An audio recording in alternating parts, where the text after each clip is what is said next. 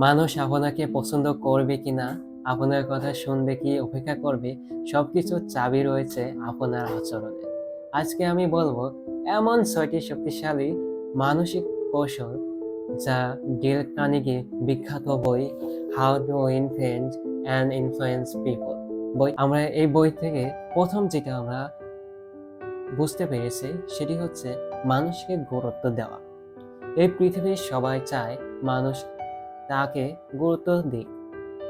আপনি যদি কাউকে দেখে বলেন, ভাই আপনাকে দেখে ভালো লাগলো, অথবা যদি তাকে বলেন ধন্যবাদ, আপনার কারণে আমার এই কাজটি অনেক তাড়াতাড়ি বা সহজে করতে পারলাম, তখন আপনার প্রতি তার 10 গুণ পজিটিভ চিন্তা আসবে। 2 নম্বর হচ্ছে সমালোচনা বন্ধ করুন।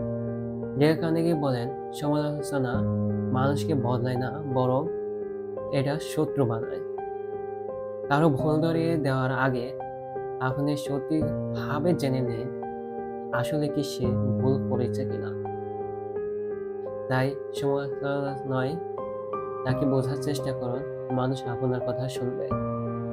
3 নম্বর হচ্ছে সত্যিকারের আগ্রহ দেখান। আমরা সবাই চাই কেউ যেন আমাদের মন দিয়ে শোনে। আপনি যদি শুধু নিজের কথা বলেন, মানুষ আপনাকে ভুলে যাবে। কিন্তু আপনি যদি বলেন আপনার কথাটা জানলে ভালো লাগবে, তখন সে আপনাকে মনে রাখবে। তাই ভালো শ্রোতা হন। 4 নম্বরে হচ্ছে নাম মনে রাখুন। কাউকে তার নিজের নামে ডাকলে তার মনে হয় এই মানুষ আমাকে হয়তো আগে থেকে চেনে, সে হয়তো আমাকে গুরুত্ব দেয়। নাম হচ্ছে মানুষের মিষ্টি শব্দ, কথায় কথায় নাম ব্যবহার করুন। 5 নম্বর হচ্ছে নিজের ভুল আগে স্বীকার করুন।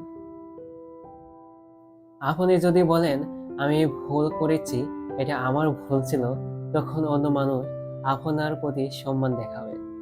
নিজের ভুল লুকানোর চেষ্টা করলে মানুষ দূরে সরে যায়। 6 নম্বর হচ্ছে আদেশ নয়, প্রেরণা দিন। মানুষ আদেশ পছন্দ করে না, কিন্তু সুযোগ পেলে নিজের ইচ্ছায় কাজ করতে চায়। তাই বলুন আপনার মতামত কি, আপনি চাইলে কাজটা আরো ভালো হবে। এভাবে মানুষকে পরিচালিত নয়, অনুপ্রাণিত হয়। শেষ কথা হলো, মানুষকে জিততে হলে প্রথমে মানুষের মন জিততে হবে। ডেল কার্নেগি বলেন, মানুষকে প্রভাবিত করার সর্বোত্তম উপায় হলো সে যেন অনুভব করতে পারে আপনি সত্যি তাকে মন থেকে গুরুত্ব দিচ্ছেন। তো আজ এই পর্যন্ত শেষ।